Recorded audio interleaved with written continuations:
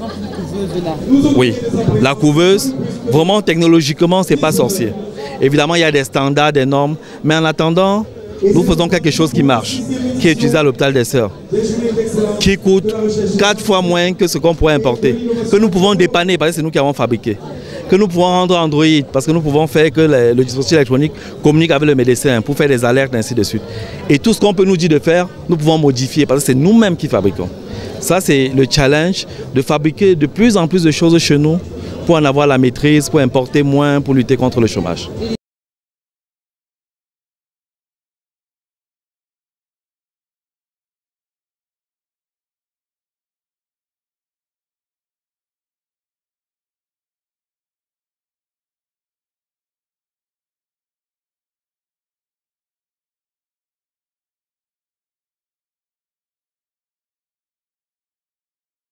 Je vous souhaite donc la bienvenue dans notre clinique, le centre médico-chirurgical SOS Ouest Santé à Bafoussam. Je suis le docteur Joséphine Faucan, directeur de cette clinique. Et c'est avec plaisir que je vais vous parler de cette agence universitaire pour l'innovation que j'ai découvert au cours de plusieurs réunions à l'université de Tchang, puis au cours des journées de l'innovation qui sont organisées par le ministère de la Recherche scientifique et de l'innovation. Ce qui a retenu mon attention dans leur approche, c'était d'avoir essayé de combler une vraie demande. J'ai été, dans mon parcours professionnel, directeur de l'hôpital régional de Bafoussam, après avoir exercé dans d'autres formations sanitaires, où le problème de couveuse était un problème crucial. Je peux même vous dire que dans toute la région de l'Ouest, jusqu'à un certain moment, on ne trouvait des couveuses qu'à l'hôpital régional et il n'y en avait pas 6. Il y avait donc un problème d'approvisionnement en couveuse parce que ça ne se fabriquait pas en Afrique. Il y avait un problème d'utilisateurs de ces couveuses parce que les infirmiers spécialisés en néonatologie n'existaient pas. On avait très peu de pédiatres aussi spécialisés en néonatologie. Donc, le besoin devait être comblé à plusieurs niveaux et il n'y avait pas de couveuse. Peu de temps après, il y a eu l'hôpital de Mbo qui est venu avec quelques couveuses et nous avons donc passé le temps, quand c'était plein à l'hôpital régional, à courir là-bas pour toujours se heurter au problème de ressources humaines. C'est donc avec beaucoup d'intérêt et quelqu'un connaissant déjà la pratique et la place des couveuses dans la lutte contre la mortalité maternelle et infantile, qui est un programme prioritaire de l'État du Cameroun, j'ai trouvé que c'était vraiment... je ne sais pas comment ils ont fait pour arriver à cette idée de concevoir et de fabriquer des couveuses made in Cameroun. C'était génial, ça répondait à une demande.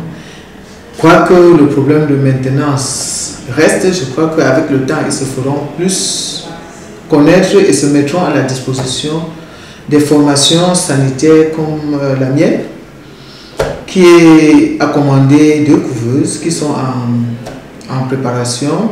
Je sais qu'à Tchang, d'autres formations sanitaires en ont commandé et ça va résoudre le problème parce qu'il y a cette équipe qui va fabriquer, maintenir et former le personnel à son utilisation. Donc là, je parle en tant qu'un docteur comblé parce que c'était un réel souci. En Afrique, la maternité est un service de joie.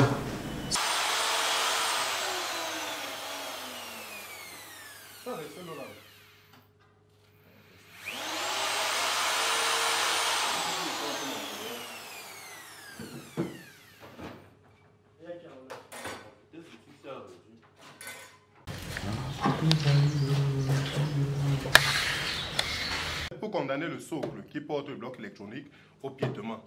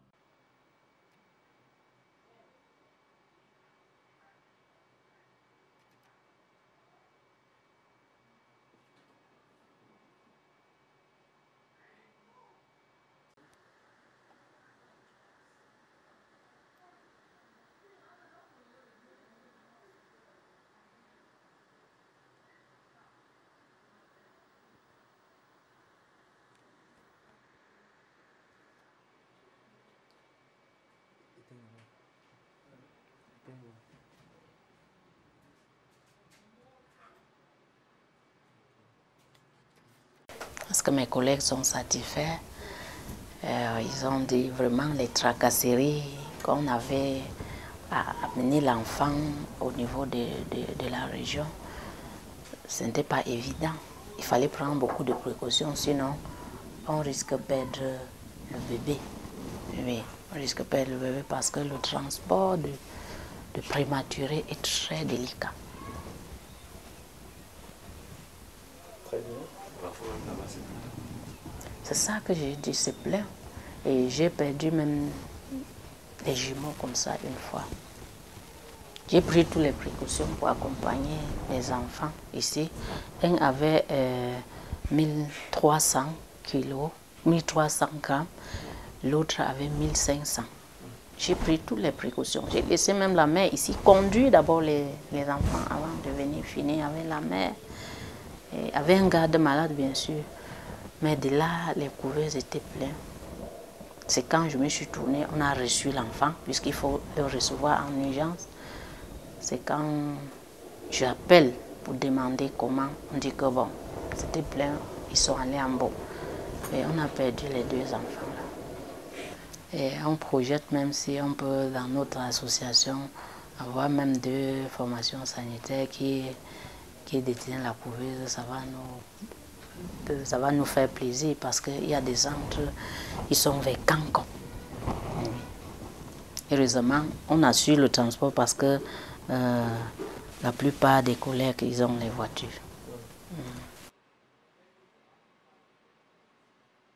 L'université, pour le moment, est de ce point de vue une catastrophe. C'est-à-dire qu'on ne peut pas avoir un gisement aussi fort de potentiel et ne pas donner plus à la société. En interne à l'université, j'ai commencé par travailler au centre d'interface avec le milieu industriel. Ça, c'était à l'IUT.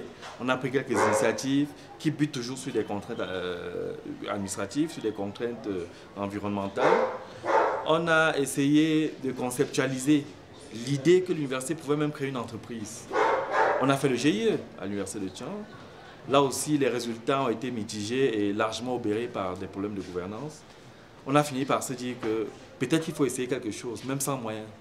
Il faut essayer quelque chose un peu en privé pour voir si on peut dégager un modèle fertile, un modèle qui produit des résultats. Donc c'est comme ça que, modestement, chez moi, dans mon garage, j'ai mis un atelier. Et je me suis mis à détecter quelques jeunes qui avaient le potentiel, qui avaient des prédispositions à vouloir fabriquer quelque chose. Et ensemble, dans un esprit vraiment d'équipe, on essaye de mettre en place des projets qui vont probablement déboucher sur au moins quelques produits qui vont améliorer la vie des gens. On a été très fiers, très honorés lors des derniers GSIC, journée de la recherche scientifique du Cameroun, que la couveuse, qui est l'un de nos produits, ait eu le prix du chef de l'État pour l'innovation. C'est un encouragement fort.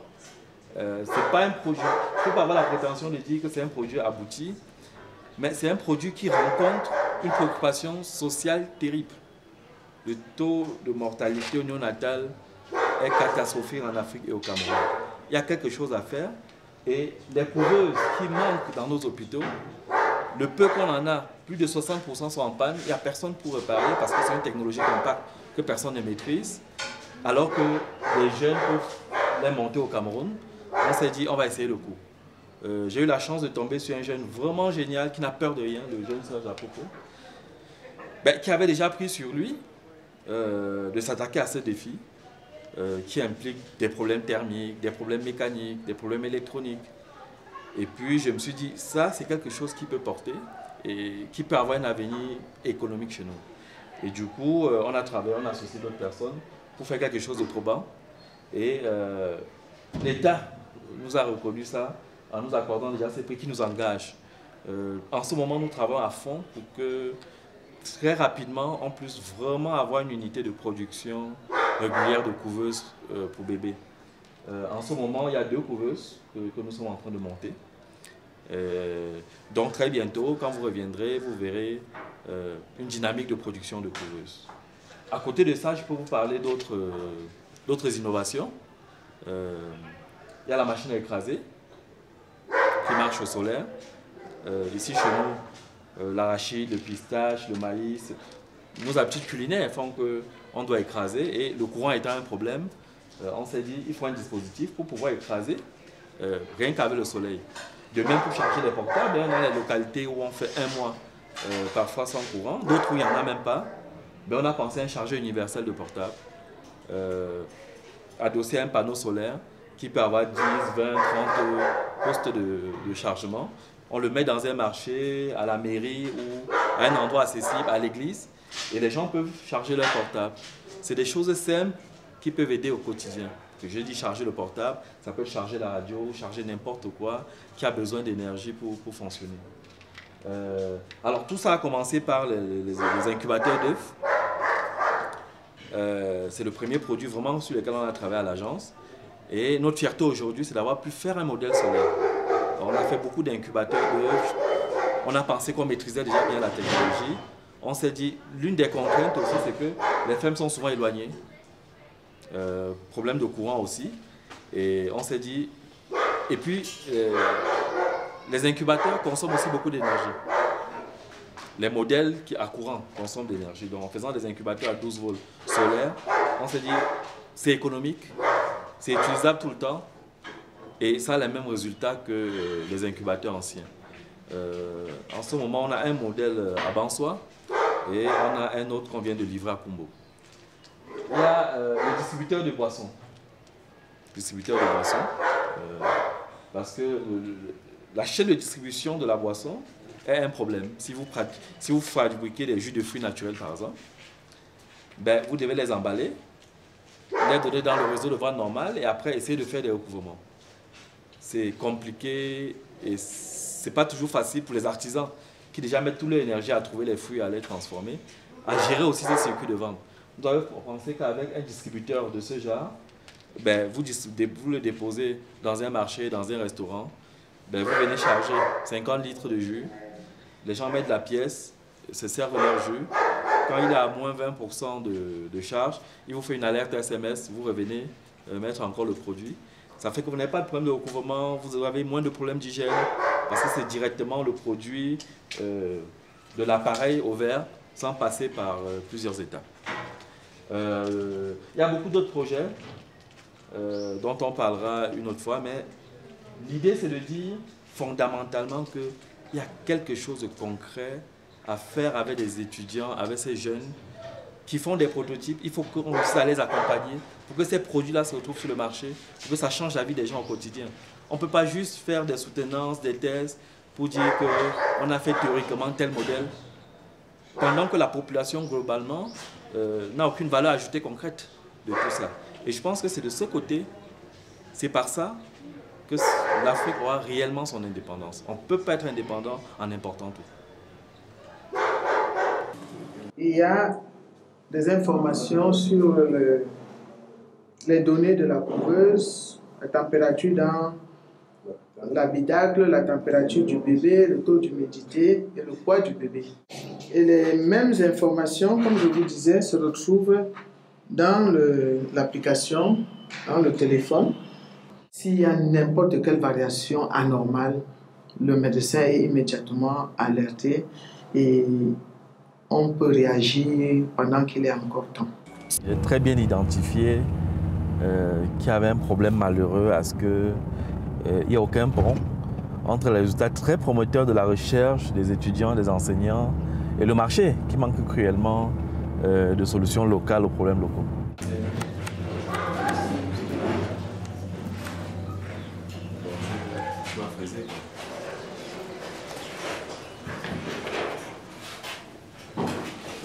Là, tu utilises une couteau.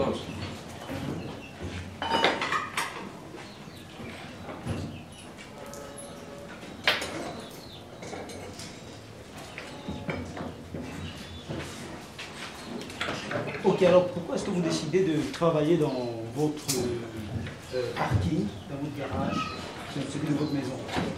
Alors aujourd'hui, avec les prix, c'est des questions que les gens se posent. Mais les gens prennent l'affaire à l'arrivée. Quand vous commencez une histoire comme ça, ben, c'est une histoire folle. Hein? Vous ne savez même pas ce que ça va donner concrètement. Vous êtes convaincu, mais vous n'avez que votre foi. Vous n'avez aucun financement, vous n'avez aucun soutien de personne. Si c'est derrière les gens qui trouvent que vous êtes fou, que quand vous emmerdez avec tout ça, que c'est même pas possible. Donc on commence dans sa zone de confort, avec le minimum de moyens disponibles. Donc c'est souvent l'espace qu'on a à la maison, pour lequel on n'a pas à payer un loyer supplémentaire, ainsi de suite. On s'équipe petit à petit, et puis on essaye de compter sur des gens qui viennent faire équipe avec vous, qui partagent votre passion, et puis en équipe, progressivement on évolue. Il y a un nouveau le terrain en matière d'innovation et de technologie. Et puis les professionnels, c'est toujours eux qui vous parlent le mieux sur ce dont ils ont besoin. On a les documents, on a la technologie théorique, mais après il faut toujours se rassurer que ce qu'on fait correspond à ce qu'il faudrait sur le terrain. Et puis même que ce qu'on fait est stable sur la durée. Au labo, on fait des choses, ça marche, mais quelquefois vous le déposez en situation et au bout de 2 semaines, on commence à observer des déviations, on commence à observer des situations qui n'auraient pas été bonnes, que ça se passe directement chez le client.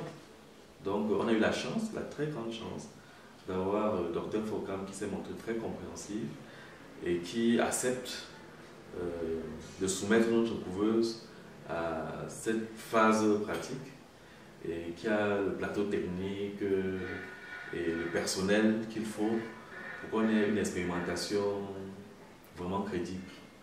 Et rappelez-nous, c'est quel modèle qui est exposé en haut? Je peux dire que c'est la toute première version commerciale. On a la première version qui a été certifiée conforme aux normes. On l'a déposée dans 2 ou 3 centres de santé. Bon, comme ça. Mais on a attendu un certain temps et au bout avec tout ce qu'on a pensé, on a fait une version qui, de notre point de vue, était déjà commercialisable. Donc c'est sur ce modèle que nous expérimentons aujourd'hui que nous voulons déployer la production en série. Et on a eu la très grande chance que la Fondation Chantal Dian, qui est quand même la référence en matière de néonatologie, nous commande déjà 2 couveuses. Donc c'est l'occasion pour nous de montrer, de ne pas rater ce challenge. Et donc les couveuses produites notamment pour la Fondation sont en expérimentation. C'est vraiment avec beaucoup de bonheur que nous avons accueilli votre couveuse Made in Cameroun, parce que non seulement on l'achète sur place, les désagréments de transport nous sont épargnés, les délais même d'acquisition nous sont épargnés, la maintenance est possible sur place. Et même les modalités sont négociables. Les modalités sont bonnes. C'est déjà, voilà, autant de bonnes nouvelles. Donc l'interactivité là nous aide aussi. Ça nous aide pour la maintenance à distance. Oui. Et puis ça va permettre, puisque nous archivons ces données, ça donne des ouvertures à des enquêtes de santé publique. Oui. Et à la recherche. Parce qu'on peut donc savoir l'évolution des poids du bébé par rapport à des protocoles de soins avec des données consolidées venant de plusieurs couveuses et d'une cohorte d'enfants. Tout à fait, tout à fait. Il y a un autre élément que je voudrais relever pour vous féliciter, c'est que vous avez quand même prévu dans les couveuses Made in Cameroun un coffret incorporé à la couveuse. S'il vous plaît, on va reprendre ça un instant. Cette partie couveuse prévue Made in Cameroun. Oui, dans la couveuse Made in Cameroun, la phrase c'est là où je vous félicite, voilà. Pardon? L'ensemble de la phrase, là où je vous félicite également, c'est la oui, oui. Là où je vous félicite également pour la couveuse Made in Cameroun, c'est que vous avez prévu un coffret qui permet à la famille de venir ranger les habits du bébé, les couches, tout ce qui est lié à son alimentation et à ses médicaments. Ça limite les va-et-vient dans la salle. Vous savez que la salle de couveuse doit être très stérile. C'est des bébés fragiles. Donc, pour entrer dans cette salle, il faut être un peu stérilisé. Et le fait de limiter les entrées et sorties, c'est une très très bonne chose pour nous qui n'était pas prévue dans les couveuses importées. Et ce coffret est vraiment bien protégé, de telle sorte que même les nourritures, même les habits, même les médicaments qui sont à l'intérieur sont à l'abri de toute forme de poussière, même invisible à l'œil nu, et de contamination avec peut-être le bébé de la couveuse voisine qui a peut-être une autre pathologie infectieuse plus grave que celle de celui-ci qui n'est que prématuré et qui n'a besoin que d'un peu de chaleur pour grandir. C'est une très bonne innovation qui mérite d'être saluée. En plus aussi, dans les couveuses importées, la photothérapie est souvent à part.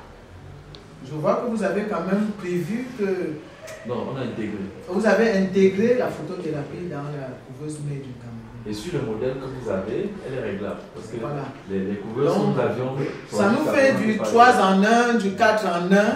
Parce qu'avant, il fallait avoir une table de photothérapie à part, il fallait avoir une valise pour le bébé à part, il fallait avoir la couveuse elle-même. Donc quand on retrouve tout ça, plus maintenant le côté électronique où les données sont visibles et même surveillables à distance, il n'y a pas mieux, quoi. Moi je crois que cette innovation vient combler un très très grand vide dans notre pays. Comme il a dit, quand on prend d'abord l'accessibilité, le coût qui est réduit par rapport au coût des couveuses importées, le fait que ce soit fait sur place, il faut qu'on apprenne à consommer et à faire confiance à nos ingénieurs locaux, le fait même que ça ait résolu d'autres problèmes qu'on avait avec les couveuses traditionnelles, nous amène à penser que cette équipe vient de résoudre au Cameroun un problème crucial lié à la mortalité infantile qui est très très élevé. Nous comptons sur une seule main le nombre de centres hospitaliers qui a à sa disposition une quantité suffisante de couveuses pour le nombre de prématurés qu'ils font dans ces centres de santé.